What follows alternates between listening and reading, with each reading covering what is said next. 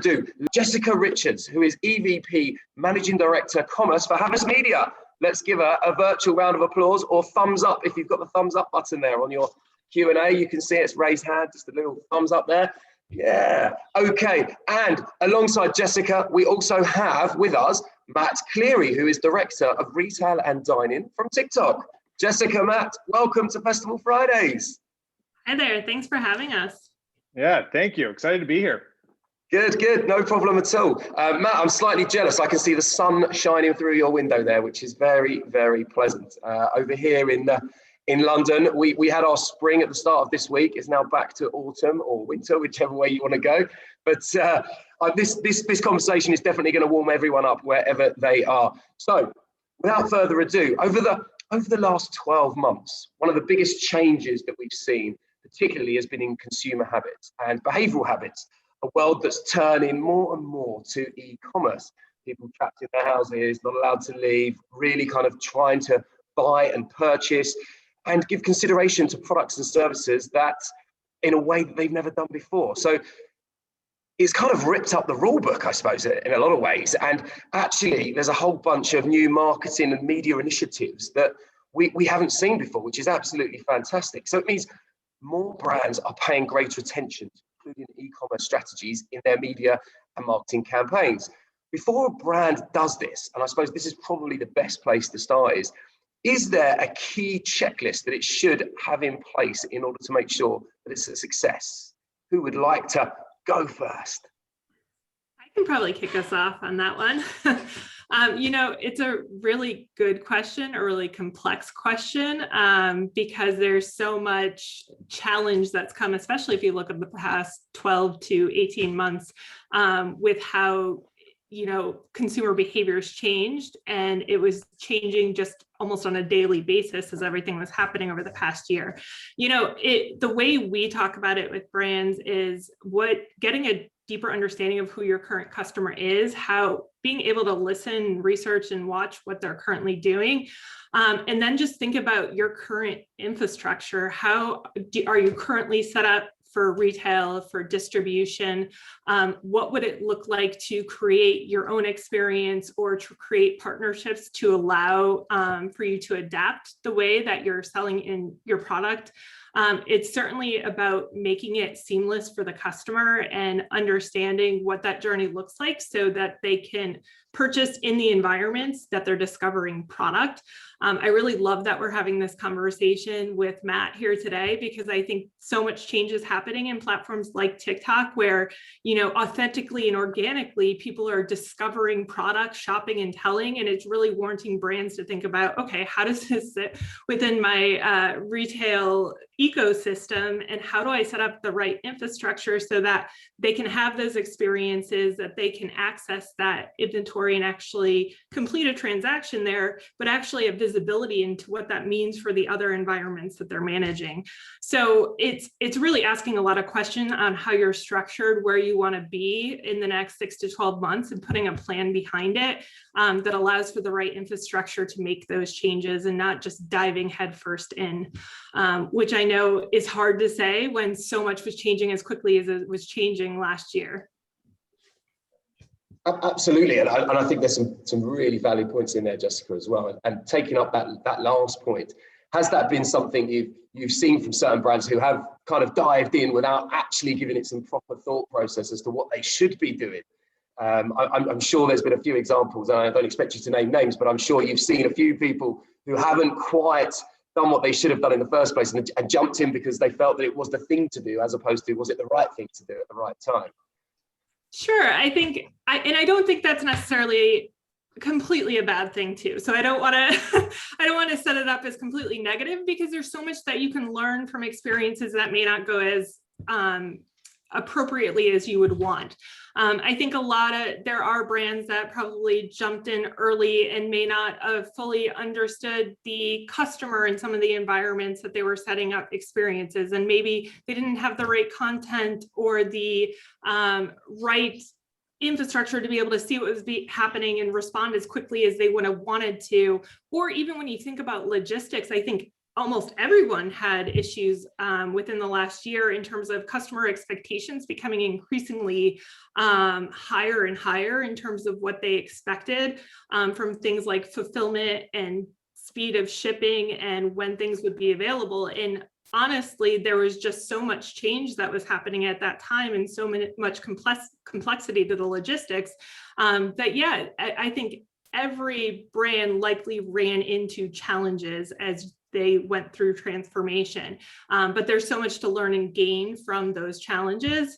And it's really about thinking thoughtfully through all of the components and the intersection point with the customer to be able to optimize from that or build out future roadmaps to support those areas of the business.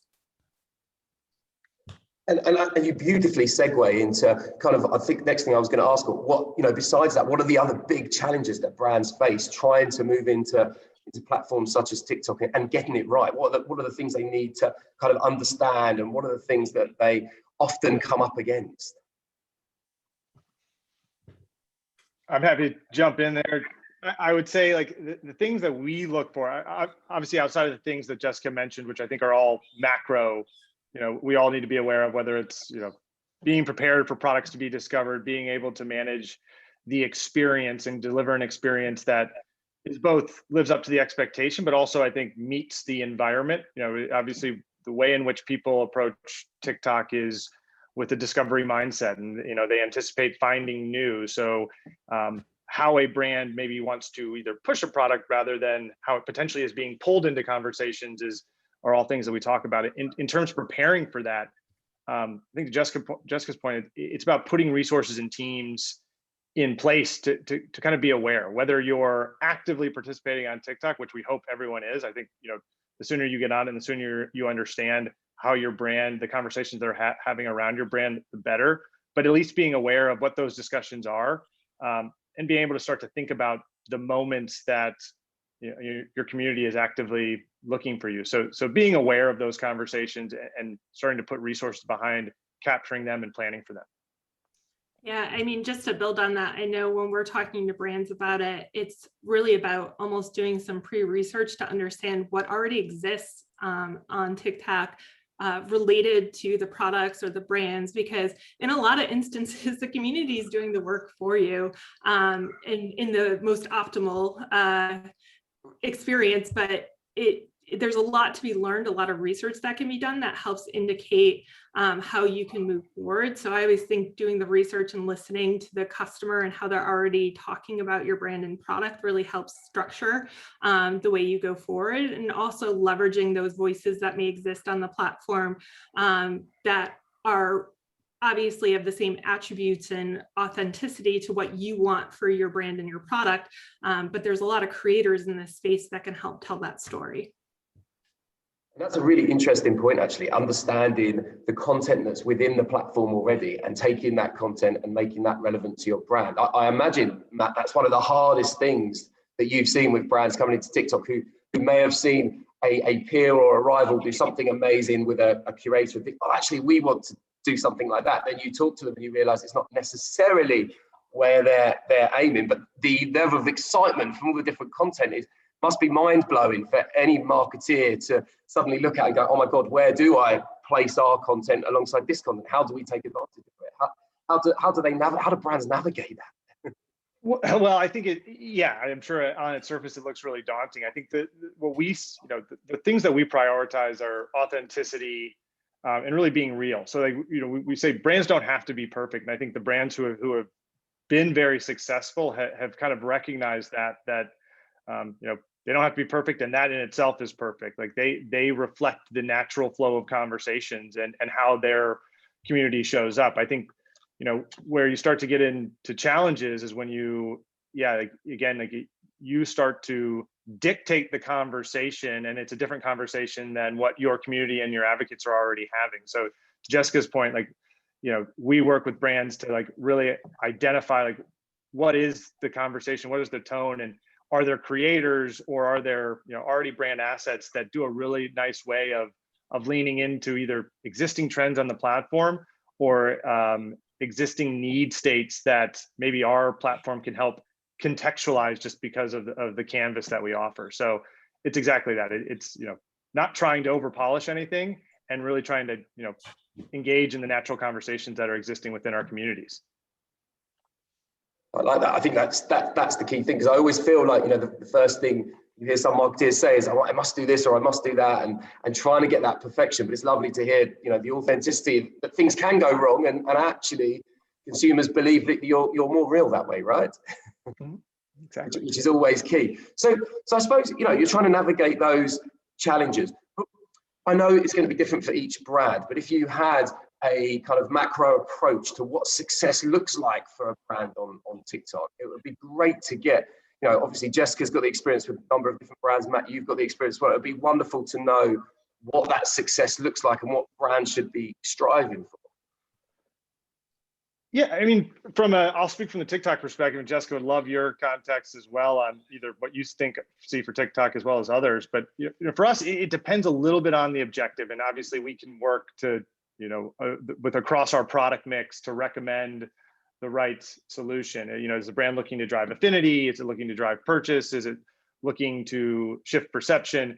But at the end of the day, like what I think we should be striving for is driving, you know, conversation, participation, or discovery, right? Allowing your brand or product to be a part of the community, and ultimately kind of like letting go a little bit and letting our creators and letting those advocates and, you know, help contextualize the value that your product or your brand brings. I think that's the biggest difference. Is it's not about putting it in the hands of someone who has, so, you know, quote unquote influence because of their number of followers, but helping people show why they love it or how the brand comes to life. And what we've seen is, because, you know, in today's day and age, like every moment is kind of a shoppable moment, that discovery aspect and seeing very clearly how someone that, you know, has a similar interest in you, or even maybe looks and has a similar lifestyle to you, is using that product is a great indicator, and in some cases, like all you need to see to decide that you're ready to purchase.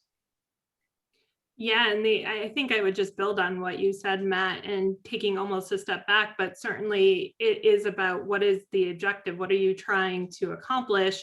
And certainly, where does a platform like TikTok sit within that customer journey, and that overall experience and interaction that you're looking to create with your brand, your solution, your product?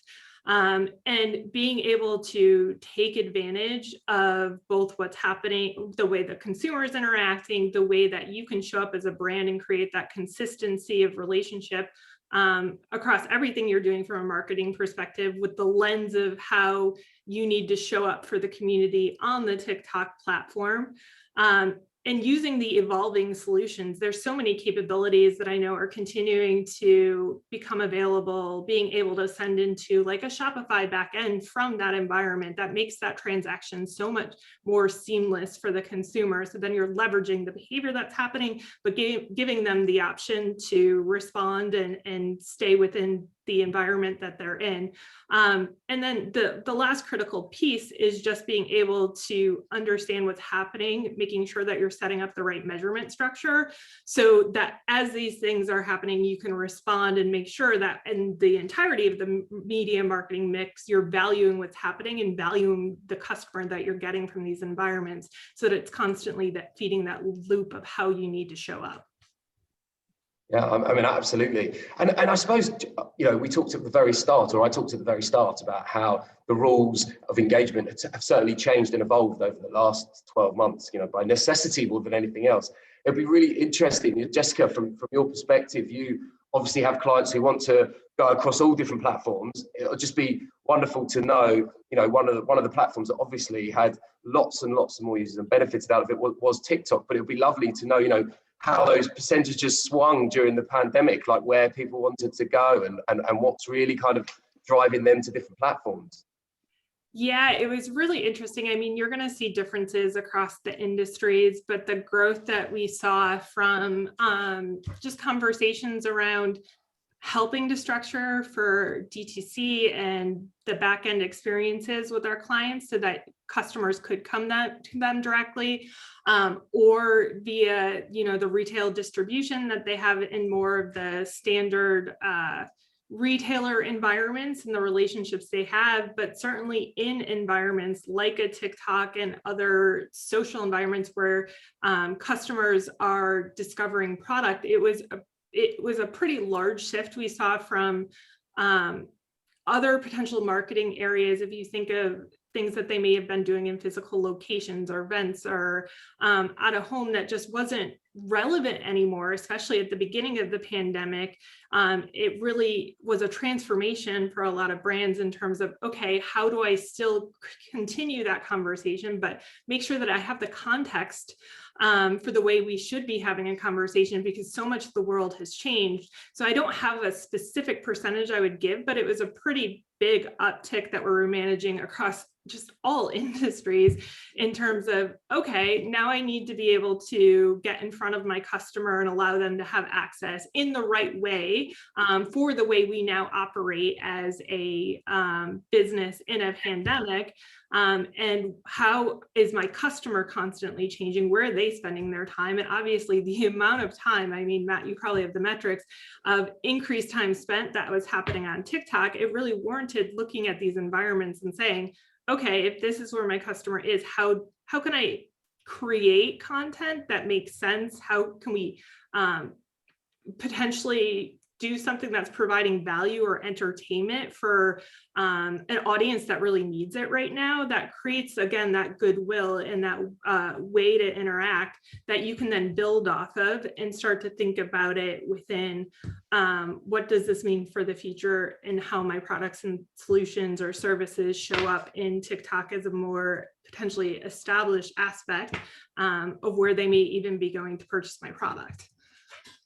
And Matt, it must have been fantastic for you on the back of everything Jessica said there, in terms of over the last 12 months, you must have seen TikTok develop so many different ways, so many different angles, such new products to be able to cater for that entertainment, because you've got the people there, you've got that captured market. Everyone was kind of rinsing every channel they had to keep themselves entertained.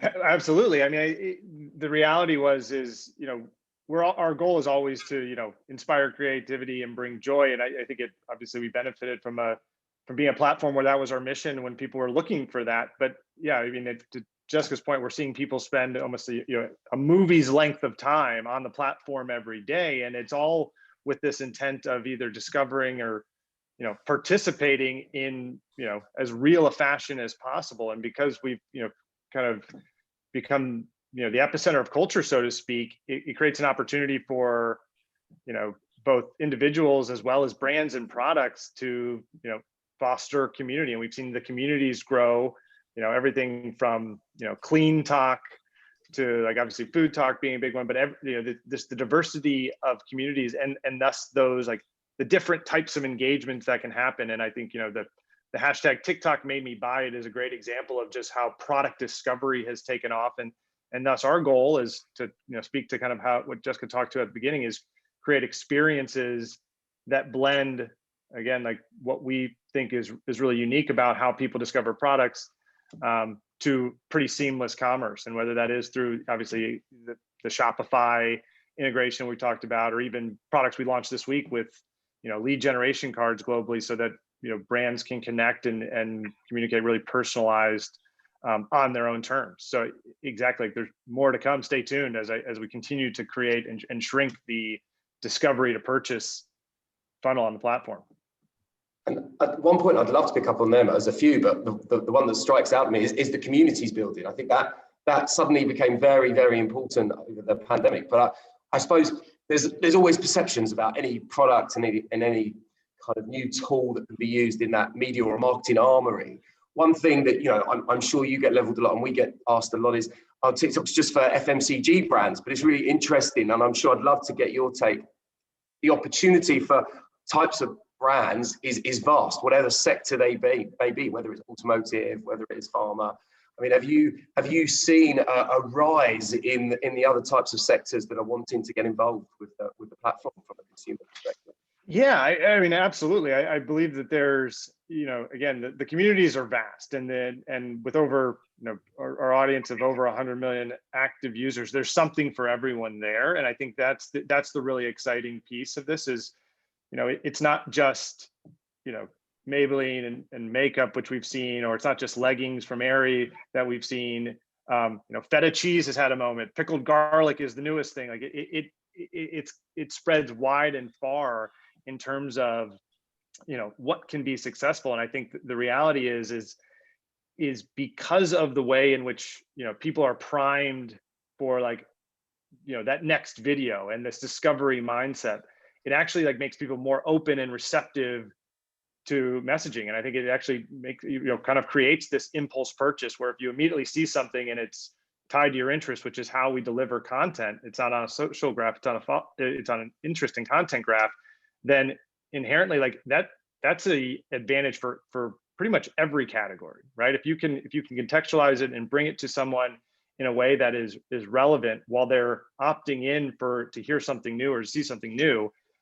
There's applications for just about every category, not just CPG. We're seeing it within fashion. We're seeing it within big box. Auto as well is scaling there.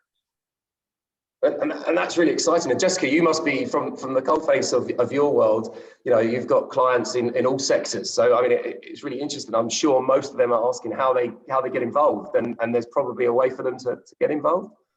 Yeah, I think that a lot of what Matt said in terms of the different entry points into TikTok across different industries. But even if you think about the editorial aspect of what you can get in their discovery area and the storytelling that certain categories and sectors are able to provide in a format that is more consistent with how users are digesting information, just flipping through, a financial services client, for instance, can bring a lot of value there by sharing information and telling story or giving tips and guides that can live within the editorial that may be different than someone that is doing a beauty haul and doing a shop and tell type story distribution. So there's just lots of different ways in terms of guides and editorial and aspects that can be brought to life in different formats via TikTok that I think provides a lot of value that we're seeing across a number of different sector and categories. And I suppose because there's so much there, the opportunity, we talked earlier about brands ensuring that they're authentic and they're going with the right content. What have you both seen, I suppose? What are the key mistakes that have been made over and over again that you want brands to avoid, and what should they avoid? Because I'm sure the majority of people here are thinking, this sounds fantastic, but there's got to be, we feel like we can do this, but there's obviously they want to learn from what's gone on in the past and how they avoid any pitfalls. What are the key ones you often see? I think if I were to jump in first, it would be trying to be everywhere all at once and not being thoughtful for the roadmap and the way you introduce. If TikTok is a new platform to you, don't try to go out to all the different platforms that you're considering at once. Do the research to understand how your customer exists in this space, listen a little bit, understand the type of experience you want to create that's going to be meaningful to that user, and be thoughtful with the periods of time you give to test to truly be able to measure the value of what you're putting out there and what it means and how it fits within that experience and that journey you're trying to create, and getting it to be able to give you a true understanding of how that fits into the rest of the work you're doing from a marketing and a media mix perspective. So I guess just to summarize it, it's just being thoughtful about the way you go about it and not trying to be everywhere at once, which I think was really difficult in the last few months because or the last year or so, because you were trying to get in front of what was happening as fast as it was happening. And the infrastructure is not always there to be able to give you the insight you need to determine whether it's successful or not. No, I agree. I think it comes down to really honing in on what's authentic and maybe not even just what the brand thinks is authentic about themselves, but listening to what the community highlights as what's authentic about them or what's real and what they love about them. And it does require, I think, breaking down some traditional guardrails to understand hey, this is how we show up very polished, but the reality is what this new segment, or even how our audience on TikTok engaged with us, is really around like this tenet of our brand. So like it's kind of listening and reacting and being a little bit more flexible than I think we traditionally have, where we develop our message, determine who we're going to send it to, and then produce it really well. But I think the other piece is waiting, right? I think the reality, as we talked about at the top, is in almost every example, your brand is on the platform to some degree with the brand advocates. And I think if you're not at least tapping into that and understanding like how that is resonating, and then figuring out how you can participate within that and amplify that, that's probably the biggest thing that we would say is a mistake, is just hesitating and not leaning into that wealth of conversation that's existing. And that kind of all makes sense. It really does. And I suppose leading on from that, one of the key things is, we talk about discoverability of these products and being in the right place at the right time and ensuring the content is correct. But how do you go about as a platform ensuring that people are being fed the right things at the right time? Because often, one of the big things you hear from friends or colleagues is, I've got this ad for something that I bought about 2 weeks ago, and I've got another ad for it, and then I'm being given a product that I'm never going to use. How do you regulate that? Because that must be so hard to do. And obviously brands now, everything's about making sure you do hit the right people at the right time, and wastage is minimal. Yeah, I mean, it all comes down to relevance, right? And I think we believe our distinct advantage is our algorithm and how we serve content. Again, like we're not based on a follow graph. So the number of followers or who you follow isn't always going to indicate, because you follow this person, you should like the same things as them. It's going to be based on your interests, and the way in which our algorithm works is, the content that you like, the content you comment on, the content that you watch all the way through, as opposed to content that you swipe through, like indicates to us like what your interests are. And we take that into account to ensure that we're applying those interests when we're advertising, but we're also understanding like what are the trends, what are the tones, what's the type of content, as Jessica mentioned. Like, are you really into, I'm really into the DIY side of TikTok. I think it's fascinating. We have an old house where I'm probably not qualified to fix it up, but at least I now think I could try. But this idea of like edu-talk or even tax talk, like there's so many different tones that we see people really resonate with, and we can start to uncover not just what their interests are, but how do you deliver information to them based on the way in which they ingest and consume content on our platform. And I think that's ultimately like the holy grail, is not only can we deliver the right message to the right person at the right time, but can we do it in a format that they are most receptive to. And I think that's what we're really excited about building, is doing that and then building it with a commerce lens where you can ingest and purchase all on platform. Yeah, I think to build on that, I mean, TikTok is one of the more unique algorithms where it's built on the interest, and then being able to apply that in advertising to different segmentation.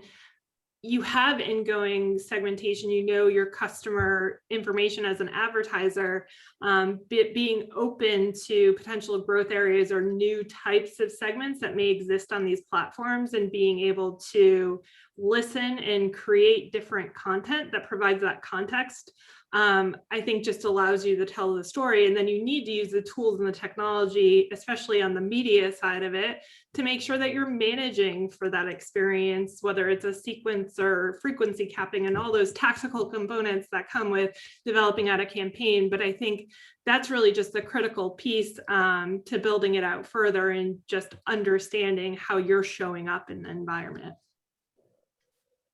Some interesting points there from both of you. And one of the things I think, Matt, particularly in what you said around, you can go and find the DIY parts, you can get information on how to do your taxes.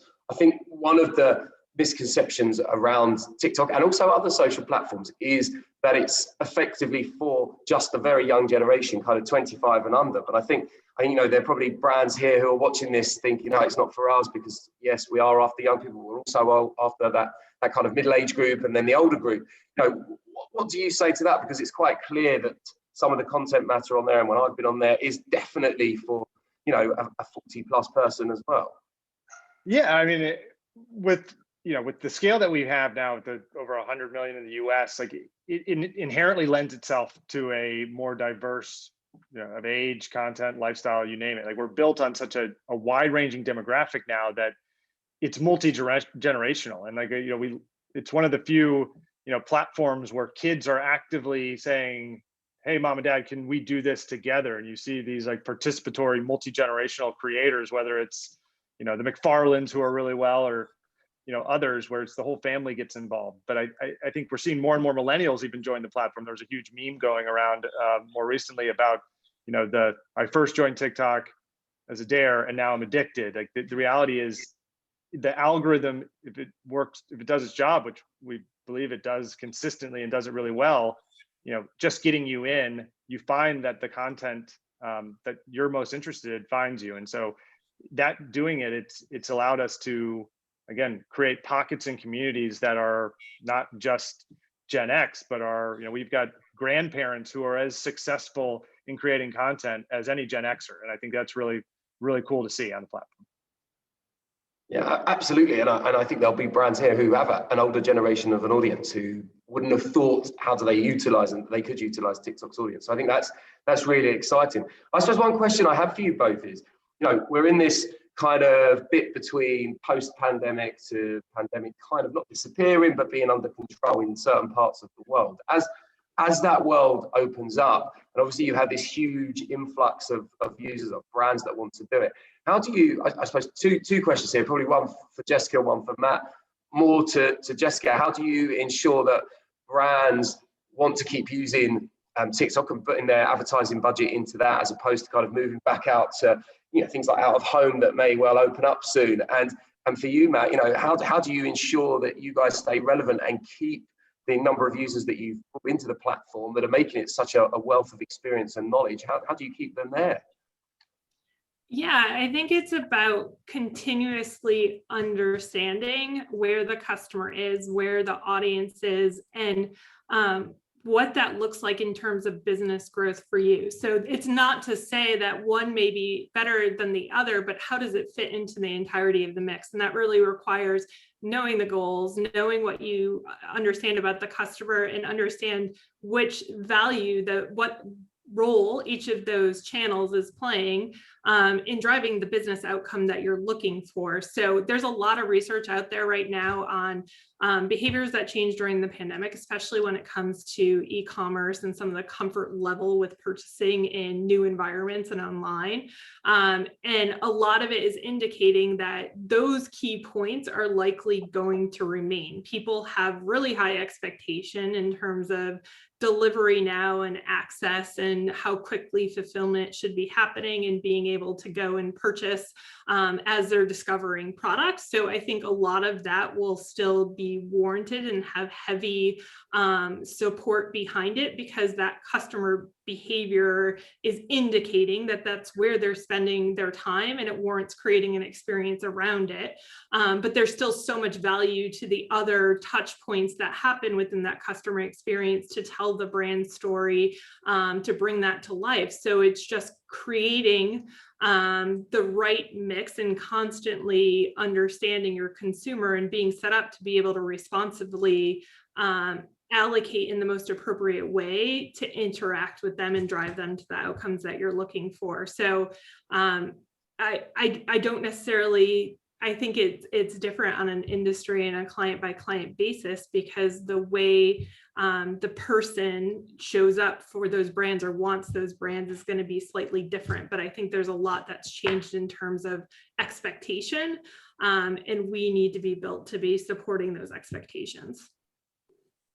Yeah, I think to maybe draft off of that, but also answer your question, Jeremy, like I think expectations have changed across the board, not only just in terms of what does the commerce look like, but how does content delivered to me, and how do brands get me, so to speak. And I think like what we will strive to, and our goal is always to ensure that we are, authenticity is, the backbone of the platform, and inclusivity. So it's a place for everyone. And I think why we're so confident that we're, going to continue to see growth and to continue to see just the time spent and engagement increases is when you have those two things, you do create really strong community. And whether it's, you know, products can come and go, but the fact that I can come and I know that there's DIY talk, or there's dog talk, or there's, you know, the variety of different communities that are going to show me fresh, relevant, authentic content, and brands can be actively parts of those communities,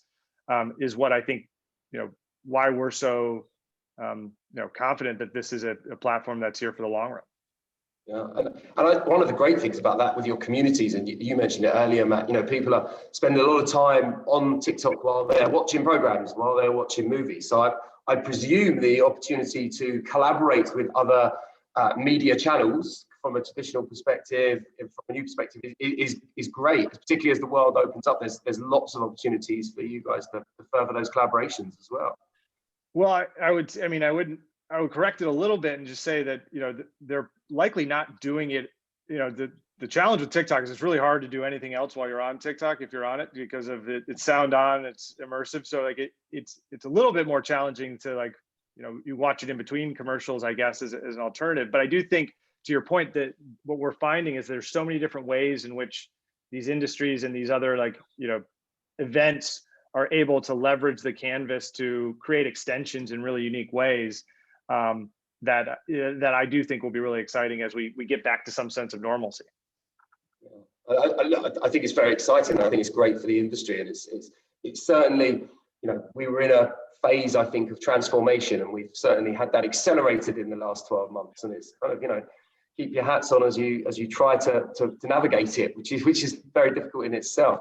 But I suppose one thing I would love to ask is, you know, is there one initiative or idea? I know the content is vast and the creation of content has been amazing, and it's, as you say, inclusive, it's diverse, it's all over the place. Is there anything, and it would be really interesting to see from a client perspective, that a client hasn't done yet that you would love to see happen on TikTok? I think it's a question for both of you, or, you know, particularly from the agency side, Jessica, you must come up with some really kind of out of the box ideas and think, oh no, that will never happen. But, you know, you save a few just in case a brand is brave enough to utilize them. Is there one thing that you think, well, that would be a really good idea because that hasn't been done yet?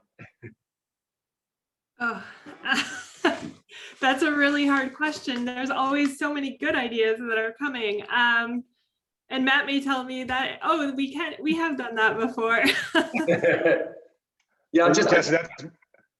Yeah, that's my hesitation, is I just think there's so much creativity on the platform, and with partners, you know, like Jessica and her team, and even our in-house team. It's like, I hesitate to say one thing, because I'm sure I'll, you know, get off this Zoom and I'll have a team reach out and be like, we're already working on that. It's going to be launched soon. But I agree. I mean, I guess what I would say is not so much just maybe the creative or the idea itself, but it's been just the way brands and you know, marketers and even the individuals have shifted the process to allow themselves to be more creative. You know, I look at things like Nerf was in the news recently because they hired a chief TikTok officer, and like we've had brands that have created products based on, you know, a quote from a creator. So I think the reality that we've sort of flipped the, you know, some of the roles and the process on its head is what gets me really excited for what's to come, is that we're starting to think about it differently, and great ideas can come from everywhere, right? Yeah, absolutely. And I suppose on that, Jessica, you know, and also for you, Matt, TikTok is becoming, you know, a trend setter in culture, right? It's particularly over the last year, it's helping, you know, define what subsectors there are, what subcultures there are. You know, when we were growing up, it was, well, for me in particular, I'm old, it was, you know, music and sport alone. But now, you know, you look inside TikTok and there's so many different parts of culture that are being represented there. It's almost the driver. Yeah, I know I've said it a couple of times, but it's almost a research bed for how a brand should get to understand how their product shows up within culture, the type of conversation that's already existing, or potentially a gap to identify where they can play. And I think TikTok is a plethora of information to help fuel that can almost set insights that help guide what's being done at a broader marketing picture. I mean, Matt won't want to hear it, but things that can live off the platform as much as they do within the TikTok experience. So I think that's, for me, what is really exciting when you think about what's happening with culture and the types of things is it is so unique in terms of the way people tell their stories, interact with products, and help give brands an indication of what's happening to potentially drive the way or change the way they might formally think to create experiences. Yeah, no, I couldn't agree more. I mean, it may be a bold statement, but we say, like, you know, TikTok is culture. It creates culture. It's not just what shows up here. Things that happen on our platform, just because you said, like, they transcend, they go beyond our platform. It doesn't just stay in those walls. I think that's also a really cool thing. Like, you know, TikToks show up everywhere, and we love that about it. We love that the creative idea doesn't have to just live on the app, but it also has real world impact. I mean, we have a feta cheese shortage because of something that happened on the platform, and I don't think, like, feta cheese was probably doing fine, but it probably wasn't having this moment it's having now. So I do think that just the fact that people are so participatory, and you can create FOMO on just the smallest things on encourages this continued flywheel of, you know, what else can we do? What all creative ideas? You kind of democratize creativity to some degree, where any idea can be the next viral thing. Yeah, I love that, because I mean, even the retailers are seeing referrals coming from what's happening on TikTok, whether you're in Amazon environments or selling out on Walmart, which is crazy, because you traditionally look at your website, you know, see referring domains coming in from the platforms, things like that. But the volume at which it's happening now and the sequence of events, it really warrants being able to see the entirety of that ecosystem that I keep mentioning, because one thing has such an impact in the way the customer is retailing. It's just really fascinating to see all the impact and the attribution that's taking place from these types of experiences. Yeah, and I think what's exciting from both perspectives is the fact that, from a cultural perspective, that the piece that, you know, driving culture and taking it off of the platform, but having an impact in wider society at large, I think is really incredible, and provides, you know, you're almost, I suppose, Matt and Jessica, you know, TikTok can mobilize people, can do stuff for good, which I think has become much more relevant over the last 18 months to 2 years, hasn't it? And I suppose I realised that we've flown through 45 minutes already, so I apologise to the audience. I had one more question to ask, and I suppose it's a nice one to end everything, really. What would 2 pieces of advice would you give to brands who are thinking of coming into TikTok and incorporating it into their media and marketing strategies for the next, you know, 3 quarters? What do you say to them? What are the things they must definitely make sure they've got right? Go ahead, Jessica.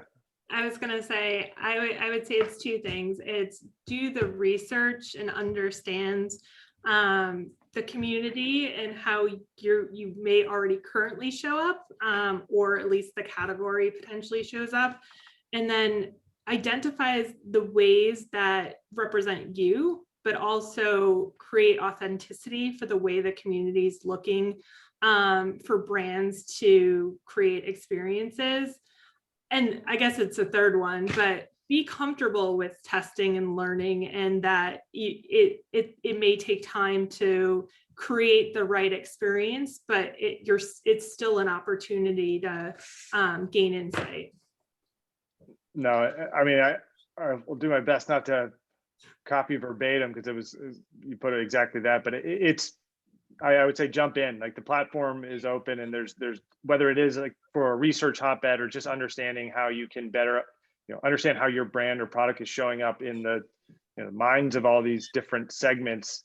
You know, understand and start testing and playing around, and be flexible with the, you know, we're going to test a lot of different things. And I think the second piece to that would be develop some consistency, right? Like, we see more and more often, this is a platform people are on every day. Like, you know, you can't just come in, make your moment, and then leave and wait till your next moment. The reality is, like, there's moments every day, and your brand's getting talked about every day. So finding ways to test and learn and develop a more consistent presence is key. No, great answers on that. I love that. We actually have one last question from the audience, which actually is a really good question actually, which was, are you able to reveal any amazing any great case studies where there's been a great customer experience and journey from the platform from an e-commerce perspective? So, I mean, I can share some examples of, I think we talk a lot about the Aerie leggings that kind of one person tried them on and then we're showing them off and they immediately sold out. And Craig, the CMO of American Eagle, talks about how every time they launch them, they sell out immediately. And I think while it's hard to predict those moments, what it has allowed them to do is to now, like, they have a plan and process for understanding, what other products or how do they communicate their products and how do they kind of try and either both anticipate and potentially tease through, how the creators who are digitally native to the platform are showcasing them, and it's given them a really good playbook for driving repeatable moments like that. So that's one that I can think of. I think there's obviously lots more to come from, like, as our e-commerce journey is just getting started, that I'm excited for the case studies we'll be able to share down the road. Brilliant. No, we like that. And it looks like our audience was so polite for this session and so intently listening, they've saved their questions to the end, which is very nice. So thank you. We had one more here, which actually you both have touched on at one point today. And it is, if you were to pick one, is it more effective to promote your products as a business through your own TikTok business account or through TikTok influencers that already have an audience? I think it's a good question.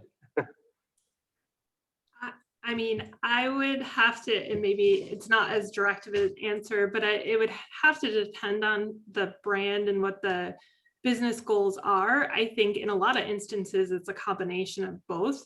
The value prop of working with a creator or an influencer is they understand the platform. And in a lot of instances, that's helping brands that may not have content readily available that they want to be pushing into the platform at the beginning. So it helps create some of that customization that is relevant to the community. But I think always supporting that with the ad products, which warrants the business account, helps to drive for more of the performance element that a lot of brands are looking for in terms of being able to see quick response, the type of engagement that they're receiving. So I always find a combination of both is usually what we're recommending the most, but it does come down to the industry and what the business objectives are, because there's reasons for one versus the other as individual aspects as well.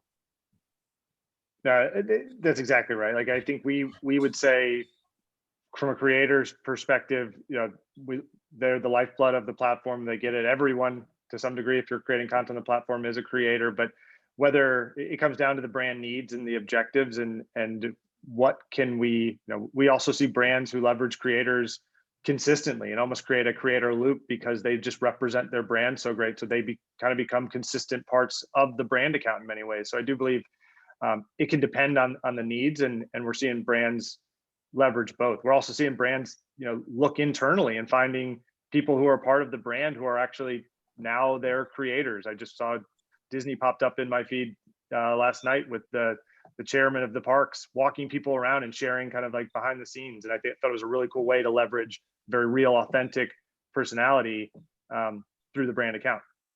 Yeah, no, absolutely fantastic. I think it's been a fantastic session. Some great insights, some great knowledge expanded here onto the audience. And I think, if there's any more questions, please don't hesitate to reach out to me on my email or to the festival email.